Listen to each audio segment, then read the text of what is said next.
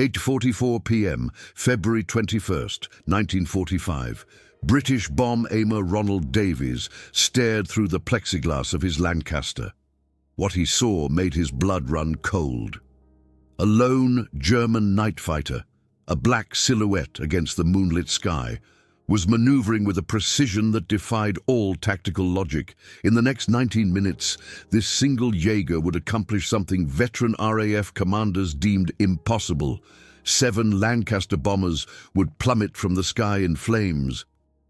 47 British airmen would die, and in the end, Major Heinz-Wolfgang Schnaufer, flying his Bf 110 G4, would execute a landing that pushed the limits of what was considered technically feasible. Fuel gauge, 2%, range, 7 miles, survival uncertain. Before we continue, if you haven't already, please subscribe now. The channel needs 1,000 subscribers, and we're currently at 500. Every subscription counts towards bringing you more documented stories like this one. Back to the story. To truly understand what happened that night, we have to go back. Not just to the events of that evening, but to the man himself.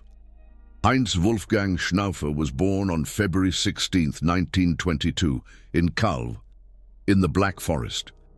His father was a wine merchant, a normal family, a normal boy. Nothing suggested that this young man would one day be known as the deadliest night fighter in history. But there was something in Schnaufer that set him apart from the beginning. An almost supernatural ability to see in the dark. His night vision was so extraordinary that doctors examined him. No explanation, just a genetic anomaly. What was pitch black for other pilots were shades of grey, contours, and opportunities for Schnaufer. By February 21st, 1945, Schnaufer already had 112 confirmed kills, all at night, all against heavy bombers. His crew, radio operator Fritz Rumpelhardt and flight engineer Wilhelm Gensler, had been through hell and back with him. They knew each other's every breath, every movement. In the cockpit of the Bf 110 G4, they weren't 3 men. They were one organism. But this night would be different. The RAF had prepared 800 Lancasters for a massive strike on German cities. The bombers were flying in streams, wave after wave. The German night fighters were desperate. Fuel was scarce. Every sortie had to count. Every shot had to hit its mark. Waste meant death. Not just for the pilot, but for the civilians on the ground.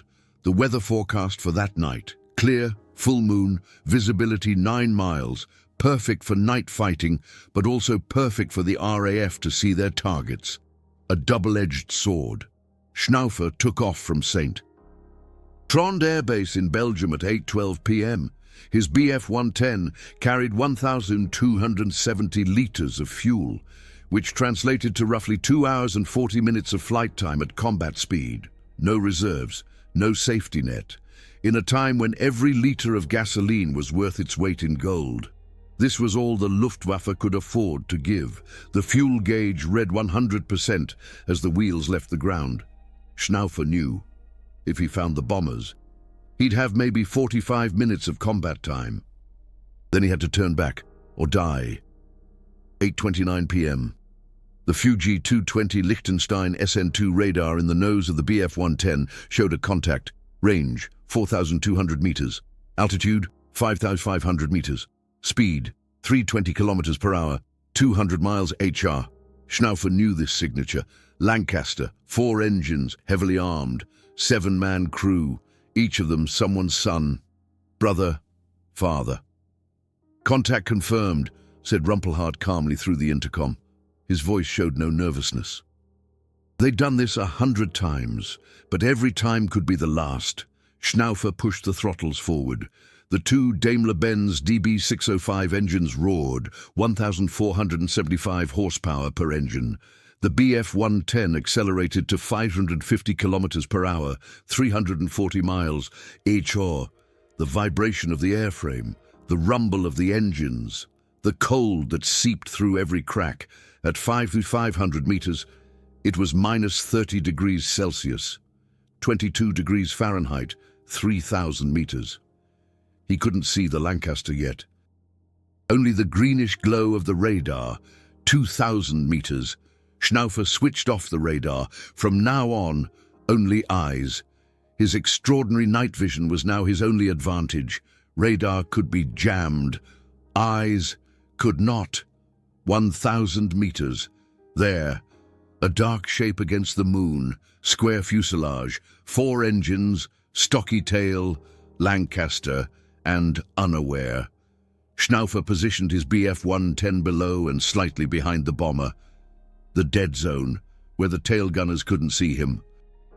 Where the belly gun couldn't swivel. 400 meters, 300 meters, 200 meters. He could see the individual rivets on the underside of the bomber. Could make out the faint glow of the engine exhaust pipes. 150 meters. His right hand rested on the control stick, his left on the trigger for the weapons. 2 20mm MG 151-20 cannons in the nose, 2 30mm Mk 108 cannons mounted at an upward angle. The jazz music, the secret weapon of the night fighters, firing from below. Where the bombers were most vulnerable, 8:44 p.m.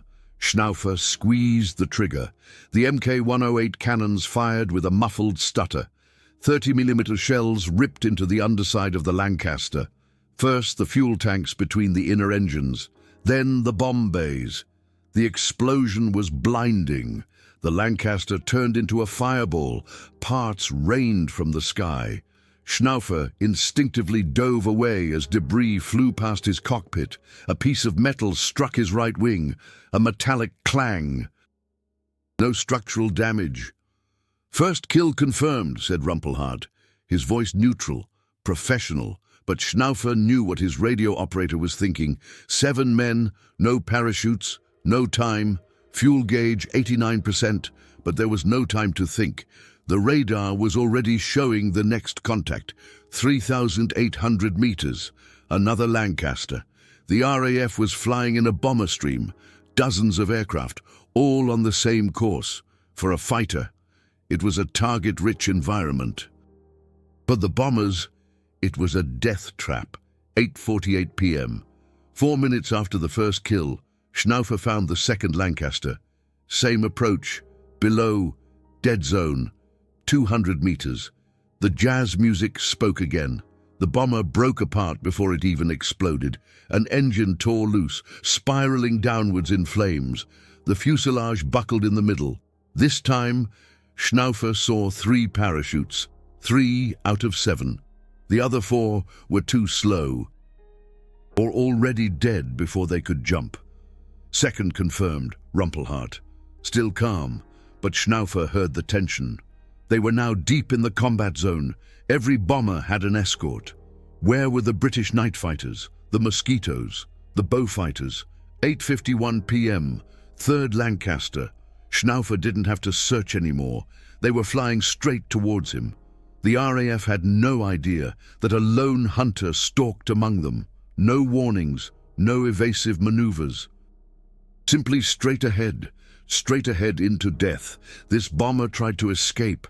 The pilot must have seen the fireball of its predecessor. He dove, attempting to reach the clouds, but there were no clouds, only a clear night sky. And Schnaufer. The German pilot followed the plunge. 340 miles per hour, 370 miles per hour, 400 miles per hour. The Bf-110 vibrated. The frame groaned, but Schnaufer stuck with it, 1,000 feet behind the Lancaster. The upward-firing cannons couldn't fire. Wrong angle. He had to use the nose guns. A short burst from the 20mm cannons. Tracer rounds drew a straight line to the left outboard engine. The engine exploded. The Lancaster tilted to the side. Schnaufer fired again. Right outboard engine hit, burning. The British pilot still tried to maintain control. Schnaufer saw the bomber struggling, saw the desperate corrections, but with 2 dead engines on the same side, there was no control. The Lancaster entered a flat spin, turning, and crashed. 8:53 p.m. 3 Lancasters in 9 minutes. Schnaufer's personal record was 5 in a night. He had just surpassed half of that in less than 10 minutes. Fuel gauge, 71%. But then, something happened that Schnaufer had never experienced in 165 missions. The RAF radio chatter exploded, panicked voices on all channels. "Night fighter among us! 3 losses in 10 minutes! All units evade!" And then the order that changed everything. "Hunter formation, abort! All aircraft to emergency altitude, immediately!" What the RAF didn't realize, they were only making it worse. The British bombers broke formation. Each pilot desperately tried to lose altitude. But in their panic, they nearly collided with each other. Bombers veered in all directions. Some even climbed. Others went into dives. For Schnaufer, it was like shooting fish in a barrel. Isolated targets, no coordinated defense, pure opportunity. 8:56 p.m., 4th Lancaster. This bomber flew alone, trying to escape north. Schnaufer cut him off, came from the front. A risky tactic, because the Lancaster's front guns could fire on him. But Schnaufer bet that the British gunner wouldn't see him soon enough in the dark. He was right. The Bf-110 came out of nowhere. Schnaufer fired all 4 cannons simultaneously. A hail of 20mm and 30mm shells tore apart the Lancaster's nose. The cockpit imploded. The bomber pitched forward and went into an uncontrolled dive. 8:59 p.m. 5th Lancaster. This one had a good pilot, experienced. As Schnaufer approached, the bomber began to corkscrew, left, right, up, down, unpredictable. A standard tactic against night fighters. But Schnaufer was no standard fighter. He knew this tactic, had seen it dozens of times. He waited, flew parallel. Watch the pattern. Each corkscrew maneuver followed a rhythm, left, right, up, left, right, up. The British pilot repeated the sequence. Schnaufer waited for the next left turn, and then right as the Lancaster banked to the left. The Bf-110 dove in from the upper right. The upward-firing cannons fired directly into the cockpit side. The pilot had no chance. The bomber rolled onto its back and exploded. 9:01 p.m. 6th Lancaster. This one tried to go to 6,500 feet. Low, very low for a heavy bomber.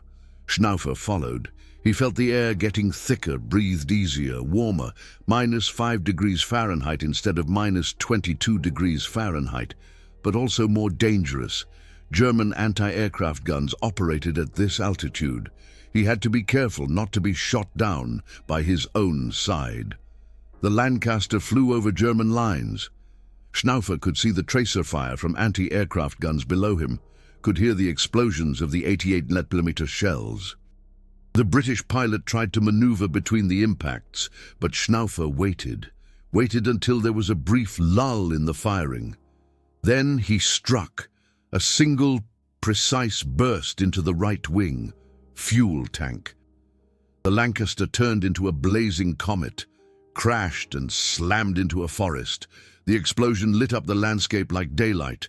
9:03 p.m., 7th Lancaster, 19 minutes since the first kill. Schnaufer was exhausted. His eyes burned. His hands trembled slightly from the adrenaline, but he saw another one, another contact, 9,000 feet away. This bomber knew he was being hunted, flew in a zigzag pattern, dropped chaff, strips of metal that interfered with radar. But Schnaufer wasn't using radar anymore, only eyes. The chaff didn't help. He approached slowly, 300 feet, 1,000 feet. The Lancaster's tail gunner had seen him. Tracer rounds from the Browning machine gun lashed out into the night. Too high, too far left. The British gunner couldn't aim properly. Too dark, too fast. Schnaufer waited until he was only 500 feet away, almost point blank for a 30mm cannon. Then he fired everything. All 4 cannons. 3 seconds of continuous fire. 42 shells in total. The Lancaster practically disintegrated. The fuselage broke into 3 parts. The wings tore off. The bomber stopped being an airplane, became just falling debris. 7 Lancasters, 19 minutes. 49 British airmen dead or dying. Schnaufer felt nothing. Not yet. In combat, there was no room for feelings, only for survival. Current status: 500 subscribers, 16,000 hours of watch time. If you want to watch regularly, subscribe now.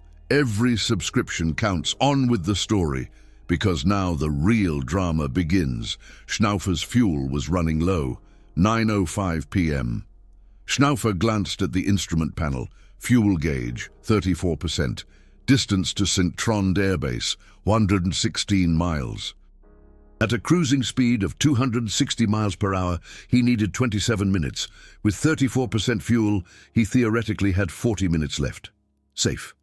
But then he heard Rumpelhardt say, 2 more contacts. Northwest, 16,000 feet. Schnaufer knew what he should do. Fly back, land safely. 7 kills were more than enough for one night. More than most pilots achieved in their entire careers. But there was something else. A voice in his head.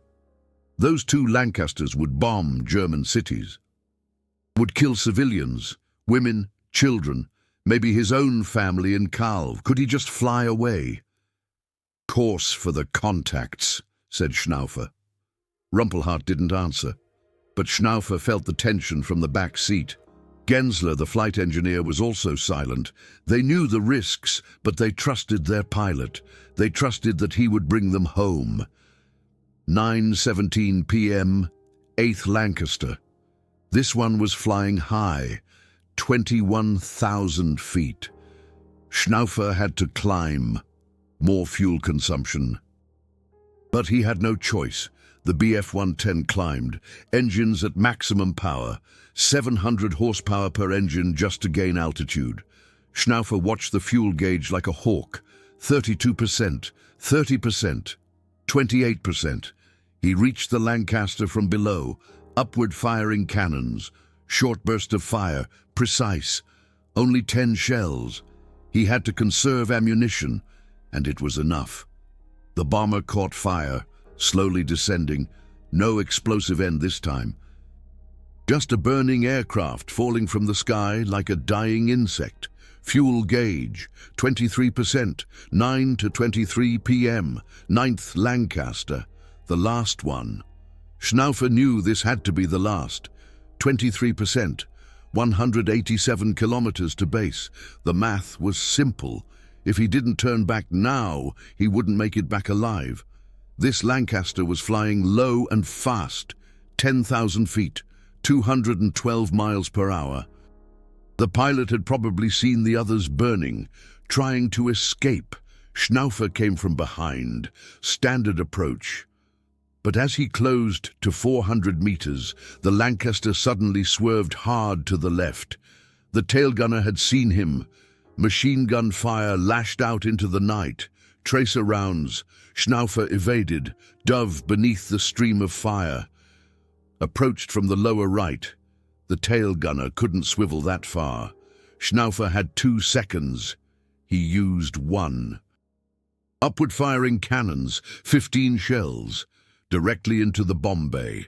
The Lancaster exploded with such force that the shockwave engulfed the Bf-110. Schnaufer fought with the controls. The Bf-110 rolled uncontrollably.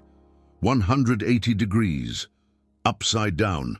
Schnaufer pushed the control stick forward. The Bf-110 righted itself, upright again, under control. But the fuel gauge had moved. 19%. Schnaufer felt his heartbeat. For the first time that night, he felt fear. 9 Lancasters, but perhaps he had just killed his own crew. Course for St. Trond Air Base, said Schnaufer, his voice calm, but Rumpelhardt heard what wasn't said. They had no reserves anymore, no cushion, no plan B. Either they reached the base with the fuel they had left, or they would crash somewhere in occupied Belgium. If they were lucky, behind German lines. if not. And then something happened that changed the situation from critical to impossible. The right engine began to run erratically. 9:28 p.m., a stutter in the right engine. Then a metallic clang. Gensler reacted immediately. Right engine, cylinder head temperature rising, oil pressure dropping. Schnaufer knew what that meant. Battle damage. A fragment from one of the explosions. Too small to be noticed, but big enough to damage the oil line. Without oil, the engine would seize in minutes. He reduced power to the right engine, trying to keep it cool, but that meant the left engine had to work harder. More fuel consumption. The fuel gauge plummeted. 19%, 17%, 15%. Distance to base, 164 kilometers. Schnaufer made the calculations in his head. At current speed, 23 minutes. At 15% fuel, maybe 20 minutes. Maybe. Shut down all non-essential systems, Schnaufer ordered. Gensler began flipping switches. Heater off, radio on minimal power, lights out, everything that drew power from the generators attached to the engines. Every bit of saved energy meant less strain on the engines, less fuel. The temperature in the cockpit dropped rapidly, minus 20 degrees Celsius, minus 25 degrees Celsius. Schnaufer could see his own breath. His hands were going numb. But he held the course. 9:35 p.m. Fuel gauge 11%, distance 135 kilometers. The right engine coughed, stuttered, then ran smoothly again, then stuttered again. Right engine critical, said Gensler. Oil pressure almost zero, temperature 140 degrees Celsius. That was engine failure temperature. The Daimler-Benz DB605 was designed for a maximum of 115 degrees. At 140 degrees, the bearings would melt. If the engine seized, it would probably catch fire. Schnaufer had two options. Shut down the engine and continue on one engine. That would save fuel but halve the speed. At half speed, he would never reach the base, or keep the engine running and hope it didn't explode. He chose the second option. Risk, but calculated risk. 9:42 p.m. Fuel gauge 7%, distance 98 kilometers.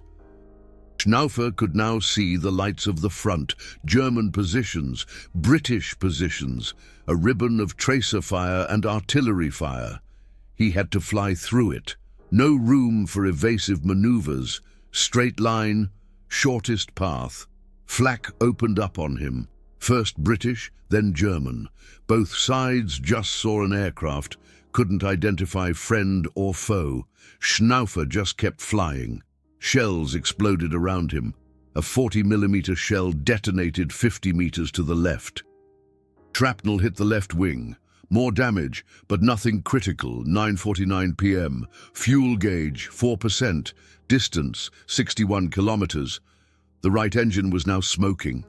White smoke from the exhausts. Then black smoke. Oil was burning. Gensler wanted to shut down the engine, but Schnaufer shook his head. Not yet. Not yet. They were now flying over Belgian territory. Liberated territory behind German lines. Small villages. Farms. Schnaufer could see streetlights. Could make out the outlines of buildings. St. Trond Air Base had to be near. 9:53 p.m. Fuel gauge 2%. And then he saw it. The runway at St. Trond Air Base. Lights off, as always in wartime. But Schnaufer knew every inch. Had landed here hundreds of times. Distance 11 kilometers. St. Trond in sight, said Rumpelhart, his voice now showing relief. They were going to make it. But then the impossible happened. The left engine coughed, stuttered. Schnaufer glanced at the fuel gauge. 1%? No, not this close. He radioed the tower. St. Trond Tower, this is Night Fighter 247. Fuel critical. Both engines critical. Emergency landing. The reply came immediately. 247, you have priority. All systems go. Fire crews in position. Schnaufer began his descent. Normally, he would fly the landing approach pattern, come around in a circle, descend slowly. But he had no fuel for patterns, only for a straight line. He aimed straight for the threshold of the runway. 10 kilometers, 8 kilometers, 6 kilometers. The left engine was still running, but barely. Coughing, stuttering. The right engine was spewing so much smoke that Schnaufer could smell it in the cockpit. Burning oil, burning metal. 5 miles. Altitude, 2,600 feet. Too high. He had to descend. Schnaufer further reduced power, both engines now idling. The Bf-110 glided. Silence, apart from the whistle of the wind against the fuselage. 8 miles, altitude 1,300 feet. Better, the runway was directly ahead. He could see its outlines, 6,500 feet long, 150 feet wide. Enough space if the engines didn't fail. 1.2 miles, altitude 650 feet. The left engine coughed one last time, then silence. Total failure. Fuel gone. The Bf-110 was now a glider. 5.5 tons of metal, gliding through the air. With a sink rate of 13 feet per second, just over half a mile. Altitude 400 feet. Schnaufer calculated 400 feet of altitude, 13 feet per second sink rate, 30 seconds until impact, just over half a mile of distance. He needed 1,500 feet to flare and land. That left 1,800 feet of buffer. Barely enough. 1,600 feet. Altitude 130 feet. Too low. Schnaufer gently pulled back on the control stick, using the last vestiges of speed to gain a little altitude. The Bf-110 rose. 165 feet, 180 feet, 900 feet. He was over the runway threshold. Schnaufer began to flare. Gently pulling back on the control stick, the nose of the Bf-110 lifted, the sink rate slowed. 10 feet per second, 7 feet per second, 9:58 p.m. The main landing gear touched down, a hard landing but controlled. Schnaufer kept the nose up, letting the tail wheel come down gently. The Bf-110 rolled out.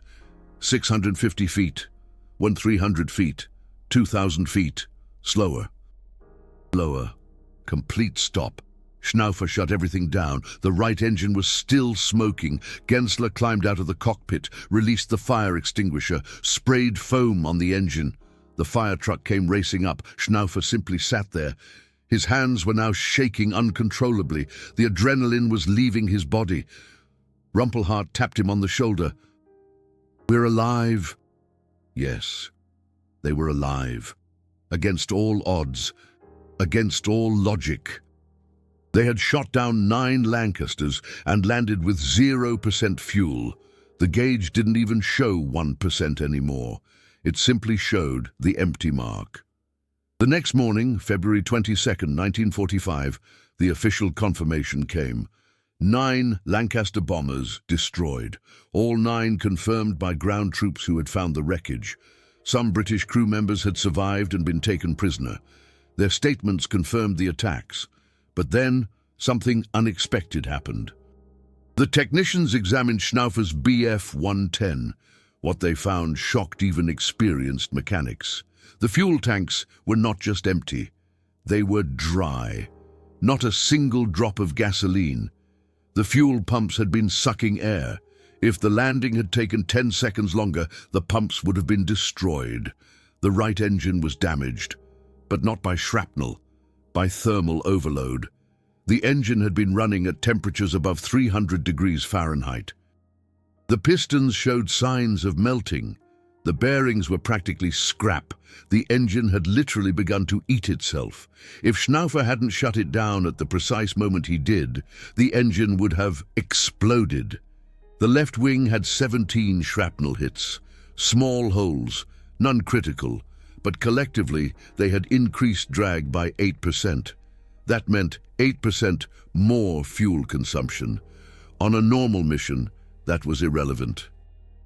On this mission, it had been the difference between life and death.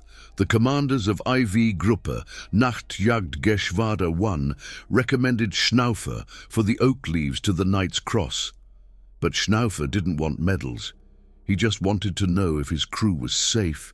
If Rumpelhart and Gensler had no injuries, they didn't. All three were unharmed, physically at least. The RAF launched an investigation. 9 Lancasters in one night, all by a single fighter. How was that possible? British intelligence already had Schnaufer's name, knew who he was, the ghost of St. Trond Air Base, as the RAF pilots called him, a ghost that hunted in the night.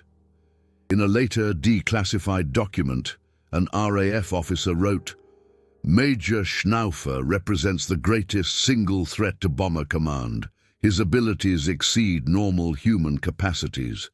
He sees in the dark like a cat. He thinks like a chess master. He kills with surgical precision.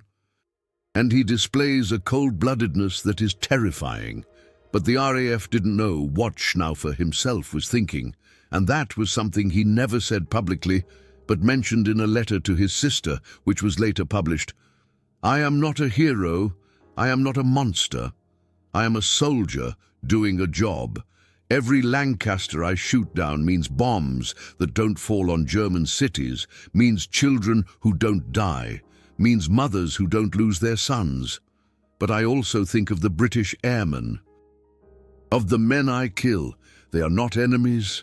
They are soldiers like me. They follow orders like me. And when the war is over, I will have to live with the knowledge that I destroyed 121 aircraft. 121 times 7 is 847. 847 men, most of them dead. That is not heroism. That is survival at the expense of others. To be honest, the channel needs 1,000 subscribers to continue to grow. Currently, it is 500. If you like this detailed history work, subscribe now. Each subscription brings us closer to more archival research and deeper documentaries. Now, to the legacy of that night. The night of February 21st, 1945, went down as one of the most remarkable feats in the history of aerial warfare. But not just because of the 9 kills, but because of what it represented. Schnaufer had shown that a single man, with the right skills and the right equipment, could accomplish an impossible task. But he had also demonstrated the limits of human endurance. The landing with an empty tank wasn't just pilot skill. It was also luck, pure, blinding luck. Modern aerial warfare experts have analyzed the mission. They have reviewed the fuel calculations, reconstructed the flight data, and their conclusion is unequivocal. Schnaufer should not have made it. The probability of landing with 0% fuel after 9 aerial engagements with a damaged engine and 17 hits in the wing is about 3%. 3%. Schnaufer made it. But the fate of Heinz-Wolfgang Schnaufer took a tragic turn. He survived the war, survived 121 aerial engagements, survived the Russians, the Americans, the British, but he wouldn't survive the peace. On July 15, 1950, just 5 years after the war ended, Schnaufer was driving on a rural French road. A truck carrying wine barrels approached. The driver had had too much to drink.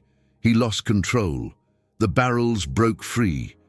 One struck Schnaufer's car. He died instantly. 28 years old.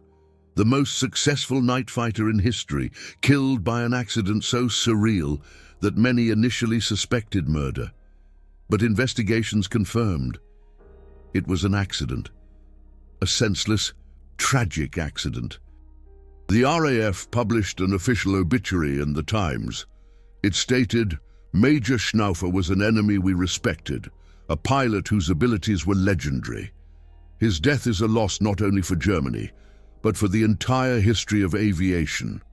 British bomber veterans attended his funeral, men who had fought against him, who had lost their comrades to him. They stood at the grave and saluted. Because Schnaufer, despite everything, had been a soldier. A fighter who respected the rules, who never shot at parachutists, who never attacked unarmed targets, who did his job with professionalism and, in a bizarre sense, with honor. The Bf-110, with which Schnaufer achieved his 9 kills that night, was scrapped after the war, its serial number Werk number 740162. Today, there is no physical artifact left of that aircraft, only photos, only documents. But the story remains. The night when a single man shot down 9 Lancaster bombers and landed with an empty tank, a story of skill, courage, and the fine line between heroism and madness. In modern Air Force academies around the world, Schnaufer's tactics are studied. Not to copy them, the time of night fighting is over, but to understand what human capabilities can achieve under extreme stress. Pilots learn about his decision to risk the fuel crisis for 2 more kills. Learn about his navigation skills, his cold-bloodedness under fire, but they also learn about the price. The 847 men Schnaufer shot down were not just numbers. They were sons, brothers, fathers, husbands. The British records preserve their names. Ronald Davies, the bomb aimer who was the first to see Schnaufer's Bf-110, he died in the 4th Lancaster shot down, 23 years old, engaged. His fiancée received the letter of his death 3 days before their planned wedding. That is the reality of war. Behind every statistic lies a human life. Behind every kill, a family that misses someone. Schnaufer knew that. His letter to his sister proves it. He was not a bloodthirsty monster. He was a man, trapped in a system, in a time, in a war he had not chosen. A man who made the best of an impossible situation and who paid for it. Not with his life in the war, but with his soul afterward. The legacy of February 21st, 1945 is complex. It's a story of extraordinary skill, but also a reminder that war knows no winners, only survivors and the dead. These aren't just statistics from dusty archives.